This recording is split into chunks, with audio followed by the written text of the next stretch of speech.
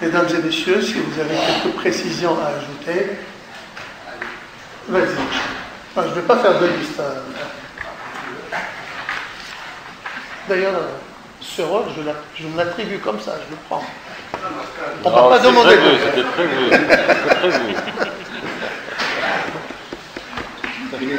Je n'ai pas illégitime. Voilà. Merci aux quatre intervenants. Évidemment, quand on parle inévitablement quand on évoque ce sujet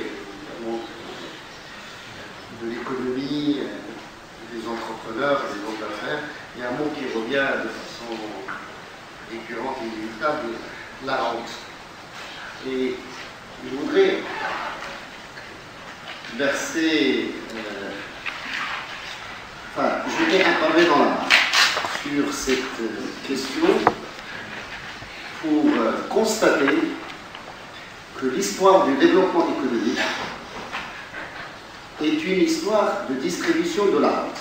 Donc il n'y a rien de profondément choquant dans la distribution de la rente, et ce qui est parfaitement choquant et peut-être inacceptable, c'est dans les modalités de cette distribution de la rente. Donc, je voudrais qu'on en précise, et ces modalités qui peuvent prendre plusieurs formes, mais qui découlent, comme le disait Nordine Raoufli tout à l'heure si bien, de la vision stratégique portée donc par l'État. Donc c'est cette vision, ce programme, ce projet national qui lui légitime et autorise une forme de distribution de la rente, mais qui tire plus vers le haut que davantage écrasé vers le bas. Et pour ce faire, il faut une tolérance à ce que Schumpeter, puisqu'il a été cité, évoque, il a théorisé sur la destruction-construction. Nous avons une tolérance très faible par rapport à des ruptures qui accepteraient que des pans entiers peuvent être détruits pour laisser émerger de nouvelles élites, de nouveaux secteurs, de nouvelles opportunités. Et la deuxième chose aussi à constater dans cette distribution, dans cette dynamique-là, c'est que on ne peut plus raisonner qu'en termes de classe sociale, même si la notion garde toute sa pertinence et sa force, mais aujourd'hui, on voit un nouveau clivage. Je crois qu'il a été évoqué, il a été évoqué par Hassan, il a été évoqué par Rita, particulièrement, c'est que ce clivage-là, aujourd'hui, il porte sur les nomades qui gagnent et sur les sédentaires qui sont condamnés à perdre. Et donc, je pense que Pierre-Noël Géraud a écrit un ouvrage extrêmement intéressant, on l'a vu en Europe, hein, mais chez nous, c'est tout ce qui a été évoqué sur cette aspiration à aller, à bouger, à changer constamment. Et puis, je termine parce que je ne fais pas une... Oui. Et là, le lieu, justement, le lieu, et je crois que ça synthétise peut-être cette journée extrêmement intéressante, c'est aujourd'hui, il faut revenir à la formation, ça a été dit, à l'université. C'est lui qui va produire les élites culturelles et politiques.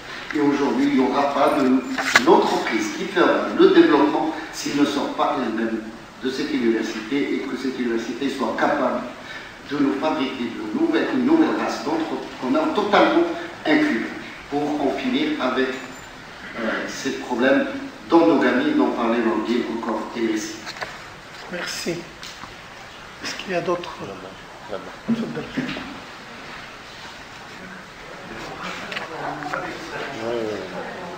Merci. Merci pour vos interventions. C'est très intéressant. Je me présente Mathieu, c'est du moment, je suis président d'un certain de réflexion qui s'appelle Tafra. Dans l'objectif, c'est comment? Tafra. Mutation. Mutation. Tafra, c'est sa mutation. Et notre objectif est de réfléchir sur la mise en œuvre de la Constitution de réfléchir sur la mise en œuvre de la Constitution de 2011 dans l'objectif de la consolidation de l'état de droit au Maroc. Donc on réfléchit sur les règles du jeu politique. Et dans ce cadre-là, on a fait un travail sur les élections législatives de 1963. À nos jours, on a publié une base de données, on a publié un livret.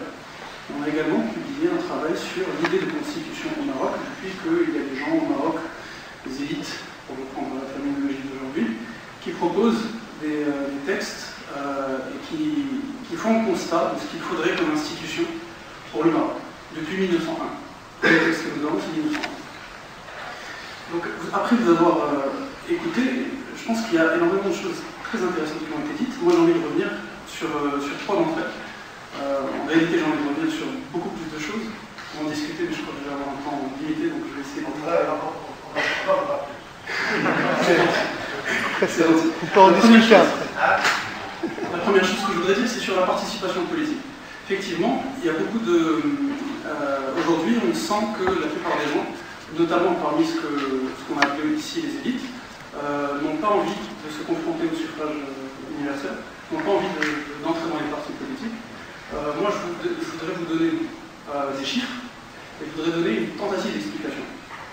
Les chiffres, c'est ce que nous avons, c'est quelque chose de tangible, c'est consultable, c'est sourcé. On peut en parler de manière claire. Les hypothèses, on peut les discuter parce que bon, ça reste des hypothèses, c'est des explications. Pour les chiffres, depuis 1963, le taux de participation aux élections, des gens qui vont voter et qui vont mettre un bulletin non nul dans l'urne, n'a pas cessé de diminuer. C'est-à-dire on a eu 10 élections législatives. À chaque fois qu'on a une nouvelle élection législative, en valeur absolue, on a plus de gens, en valeur relative par rapport à la taille de la population en âge de voter, on a moins de gens. Ça, c'est les chiffres. L'explication que je vous propose, c'est que à chaque nouvelle élection législative, on a moins de gens qui y croient. À un moment donné, on était dans un régime qui était clairement autoritaire. Il n'y avait pas d'ambiguïté là-dessus. À un moment donné, au début des années 90, on est entré dans une nouvelle narration, d'une transition. Il y a eu un effet, on l'a vu. Il y a eu un gouvernement d'alternance, il y a eu des réformes qui ont été mises en œuvre, annoncées, et ça s'est traduit par un renouvellement de la classe politique. On a vu des nouvelles personnes, de nouvelles têtes entrer au Parlement. Donc ça c'est pour aujourd'hui, pour terminer sur cet axe d'explication. Aujourd'hui, je pense que l'hypothèse que je voudrais vous soumettre, c'est que si la sphère politique, la scène politique semble verrouillée et que personne ne veut y aller, c'est parce que les règles du jeu, pas celles qui sont institutionnelles et constitutionnelles pour lesquelles je milite, mais celles qui existent de fait, veulent ce résultat-là. Et si on adopte ce point de vue, je pense que c'est une réussite, en réalité. Ça marche bien, les gens ne participent pas, et il y a un texte qui est sur notre site, qui a été signé par Mouni Abdelmichraïli, qui est directrice d'un centre de recherche, qui est basé à Lausanne, qui explique, qui en parle sur une dizaine de pages. Je trouve que c'est très intéressant, je vous invite à le lire. Ça c'est le premier point. Deuxième point, d'accord, très vite. Le deuxième point, qui dit la mobilité sociale, et tout le monde veut de la mobilité sociale, encore faut-il qu'il y ait de la croissance. Parce que s'il n'y a pas de croissance, ça veut dire que si on s'enrichit, c'est au détriment de quelqu'un d'autre qui s'appauvrit. Donc, pour qu'on ait plus de gens qui soient là, il faut, et là je vais vraiment passer, je ne vais pas développer sur ça, je vais vraiment aller au fond de mon intervention, c'est quoi? C'est que pour qu'on ait de la croissance, pour qu'on ait de la mobilité, pour qu'on ait de la participation, il faut qu'il y ait des règles du jeu qui soient respectées. On a une constitution 2011, il y a beaucoup de promesses qui ont été faites, ces promesses-là n'ont pas vu le jour. Très majoritairement, elles n'ont pas vu le jour. Je voudrais en profiter pour vous saluer ici à moi, parce que j'estime que l'institution constitutionnelle que vous présidez est fondamentale pour un état de droit. Et j'aimerais vraiment qu'elle soit enfin opérationnelle, qu'elle puisse faire son travail. Parce que sans elle, on n'arrivera à rien du tout. C'est vraiment, voilà, je pense que je m'arrête là. D'autres interventions? Oui, c'est... Cédric. On critique, j'ai senti que la réponse implicite à la question des élites économiques sont-elles citoyennes, sont-elles coupables. Je sens que la réponse implicite est de dire oui. Et je voudrais quand même apporter des petits points positifs, peut-être un peu paradoxaux. D'abord, nous avons réussi, malgré les vicissitudes de l'histoire, une mutation des élites que les pays, par exemple, en Algérie n'a pas réussi, puisque son élite traditionnelle a été complètement détruite par le colonialisme, alors que nous avons eu une transformation des élites traditionnelles. On le retrouve dans les livres de Mohamed Berada, mais aussi et puis le fameux Verdurel, qui est le spécialiste des élites marocaines, en parle aussi. C'est-à-dire que nous, on a une mutation des élites économiques, en particulier de Fès, mais pas que de Fès, des grandes villes, qui ont réussi à se transformer, à transformer même leurs enfants, n'est-ce pas? Et c'est probablement un point positif. Alors ce serait grave si l'ascenseur social, la mobilité n'avait pas existé. On l'a dit ce matin, tout le monde est d'accord, l'ascenseur social, il a fonctionné dans ce pays, des dizaines d'années après l'indépendance. Certains disent 180 qui s'est arrêté. C'est probable, parce que moi je suis sorti de mon diplôme en 78, la mobilité sociale, la diversité sociale à l'intérieur des gens sortis des grandes écoles était très forte. Si on regarde les politiciens marocains jusqu'à moi, il n'y en a pas beaucoup qui soient... donc l'ascenseur social a fonctionné. Ensuite il s'est arrêté. Moi je ne peux pas entrer dans la polémique avec Ahmed Najib, mais je ne suis absolument pas d'accord pour qu'on attribue l'échec de l'éducation nationale, n'est-ce pas, à l'état profond. On voit plus des responsabilités chez les partis politiques et chez les syndicats. C'est votre avis? C'est mon avis. Les syndicats probablement après les partis politiques, mais les partis politiques en premier. C'est mon avis, je pense. Ce qui est grave, c'est qu'effectivement, on constate le blocage de l'ascenseur social, et je suis tout à fait d'accord avec le président de CAFRA, c'est parce qu'il n'y a pas de croissance qu'il y a un problème de renouvellement des élites, c'est que, que les jeunes sont pas étrangers. S'ils trouvaient des façons de s'accomplir professionnellement, ils reviendraient. Ou ils ne partiraient pas, ils reviendraient de leurs études. Et la dernière chose que je veux dire qui est un point négatif, c'est que c'est d'autant plus grave que normalement nous devrions être dans une croissance beaucoup plus forte. Même se faire réaliser 4 à 5%, ça c'est des années où quand elle était tellement mauvaise l'année précédente, on fait du 5%. Mais les 2 années où les récoltes sont très bonnes, on n'est pas capable de faire 5%. Parce qu'on parle d'une très bonne récolte, on fait une très bonne récolte, la croissance, elle n'est que dans la partie industrielle, et ça ne suffit pas de faire 5%. Alors qu'on devrait être entre 7 et 9. Nous avons des conditions démographiques, parce que les économistes appellent les domaines démographiques. On y vit depuis une vingtaine d'années, elle va bientôt se terminer. En gros, on n'a plus d'enfants, mais on n'a pas encore de vieux. Mais les vieux, ils arrivent, hein, et les enfants, il y en a moins qu'avant. Donc, je m'arrête là pour dire que je pense que la croissance et l'explication du grippage de l'ascenseur social et du problème économique que nous sommes, où sont surreprésentés les héritiers, hein, et les tenants d'une économie immense. Et si on était dans une économie en pleine croissance, on n'aurait pas ces problèmes-là. Tout le monde cohabiterait, hein, les héritiers, ceux qui entreraient dans la Merci. D'autres non? Eh bien, alors, je crois que... Ah, allez-y.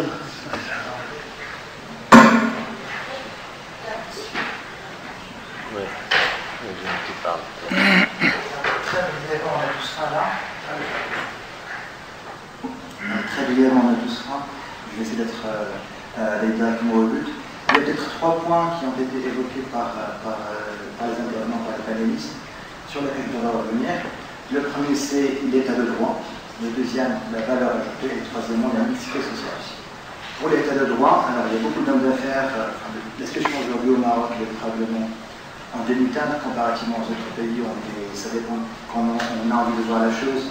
Le verre est à moitié plein ou à moitié vide, mais néanmoins, cela a un coût pour l'entrepreneur et pour l'homme d'affaires et pour la classe économique, parce que, alors toutes les problématiques de type administratif, mais aussi la capacité de pouvoir s'investir et entreprendre, ne passe que par un certain respect de certaines choses qui font qu'il y a beaucoup d'énergie de l'entrepreneur qui est détournée vers des problèmes qui ne devraient pas exister dans un pays où les choses se passent bien, d'une part. D'autre part, tous ces éléments-là font en sorte que le risque d'entrepreneuriat d'entreprendre est coûteux pour l'entrepreneur et pour l'homme d'affaires qui, de ce fait-là, s'attend à une rémunération qui est plus élevée pour son capital. Ce qui fait qu'en termes de création de valeur, et là je passe à mon deuxième point, elle est un peu problématique, ce manque d'état de droit comme on voudrait l'avoir connu dans notre pays, en fait pèse sur l'économie et pèse sur la rentabilité, sur la création de valeur. De ce fait-là, cette classe économique qui normalement chercherait à faire monter le de la société dans un rôle citoyen, a un moteur qui ne marche pas, qui ne fonctionne pas aussi bien. Et bien que certains de ces hommes d'affaires, de ces femmes d'affaires ont envie de faire progressivement de l'électricité en néanmoins, n'ayant pas cette protection de l'état de droit, ils échouent en tout cas à se battre contre les moulins pour pouvoir faire avancer la société de manière générale et accomplir leur devoir citoyen. Le dernier point, c'est la mixité sociale. Malheureusement, l'ascenseur social est en panne au Maroc. Beaucoup de ces élites économiques n'ont eu de relations que professionnelles, de patrons à salariés par rapport au reste de la population. On dit qu'un de l'éducation, notamment dans la petite enfance, cette mixité-là, elle est vraiment très rare. Et de ce fait-là, on se retrouve avec une élite économique qui ne s'en reconnaît pas forcément dans l'ensemble de la société, et vit entre elles, et de ce fait-là n'a pas forcément tous les codes aussi pour parler à cette société-là et pouvoir lui apporter ce qu'elle peut afin de faire élever le niveau social. Merci. Merci. Madame Hlo souhaite réagir. Je voudrais juste conclure les deux interventions de M. Delima et de vous-même. Je pense que la conclusion à laquelle on arrive, puisqu'il faut sortir avec peut-être des choses concrètes et optimistes, c'est que sans croissance, point de salut. On peut tourner en rond tout ce qu'on veut, et on n'y arrivera pas. Et cette création de valeur, elle peut venir que par l'élite économique. L'élite économique est importante, mais elle n'est pas suffisante, parce qu'elle a besoin de porteurs, parce qu'elle a besoin de changer les lois, parce qu'elle a besoin de changer et d'apporter cet encadrement constitutionnel, et elle a besoin des politiques. Et j'appelle vraiment de mes voeux que ces deux monde qui se regarde aujourd'hui en chien de faïence soit capable d'être suffisamment intelligent, surtout par les nouvelles générations, de pouvoir être l'un contributeur porteur de cette vision d'un Maroc, quand on voit les programmes électoraux sincèrement qui sortent du chapeau 2 mois avant les élections, où par magie on voit des taux de croissance sans avoir le début du commencement d'un démarrage de vision du comment, ça nous laisse tous pantois. Donc je pense qu'il y a vraiment, si quelque chose est à faire, c'est vraiment le rapprochement de ces deux élites, ou ces futures élites, parce qu'elles sont peut-être aujourd'hui en phase d'incubation, pour être capables de nous donner un peu d'espoir. Merci. Merci.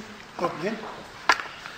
C'est à toi. Oui, moi je voudrais réagir à trois questions dans la salle. Bon, la question principale, est-ce que l'élite marocaine économique est citoyenne? Moi je demande personnellement, je ne demande pas à l'élite d'être citoyenne ou socialement responsable. Je demande à l'élite économique de faire son travail, de faire le travail qui est le sien. Création de richesse, culture économique. Je ne pense pas que toute l'élite économique possède vraiment cette culture économique dont vous avez parlé tout à l'heure. Je ne pense pas. Je pense qu'il y a beaucoup à faire par rapport à la rationalité des comportements de l'élite économique. Et donc, d'un autre côté, on peut constater que l'élite économique ne fait pas grand-chose pour la culture nationale. Très peu d'hommes d'affaires, etc., investissent dans la culture au sens... il y a des exceptions, mais qui confirment la règle. Les élites méritent et suscitent la suspicion. Moi, je crois qu'il y a une raison. Une deuxième raison, j'ai évoqué ce modèle extractif, exclusif, fermé, reproductible en soi, mais il y a aussi l'explosion des inégalités au Maroc. L'exacerbation des inégalités au Maroc explique en grande partie ce clivage entre, d'un côté, il y a le peuple, et les élites. Et on met tout le monde, tous les riches dans le concept d'élite. Donc s'il y a peut-être des choses à faire, c'est cet objectif de réduction des inégalités à un seuil soutenable, dans la mesure où les inégalités, on ne peut pas les faire disparaître totalement. Pour Mme El-Helou, moi j'ai juste une nuance à apporter. C'est vrai que la formation c'est très important et c'est vrai que un pays comme le Maroc doit continuer à former des élites de très haut niveau. Mais le problème, c'est que le modèle de formation des élites est lui-même fermé. Il n'est pas suffisamment ouvert. Idriss Ben Yehma a parlé des années 60, 70. Peut-être que ce système de formation des élites supérieures, dans les grandes écoles par exemple, était beaucoup plus ouvert sur les catégories qui ne font pas partie des élites. Dernière réaction, c'est par rapport à la relation entre la mobilité et la croissance. On a dit que la mobilité suppose la croissance. On peut inverser la relation. C'est la mobilité qui favorise la croissance. Pour avoir une croissance soutenable, durable et plus forte, il faut justement ouvrir et mettre des passerelles entre les différentes catégories sociales, entre le bas et le haut, pour qu'il y ait un renouvellement plus significatif des élites. Bon, mesdames et messieurs, merci pour votre attention. Donc, voilà, c'est terminé.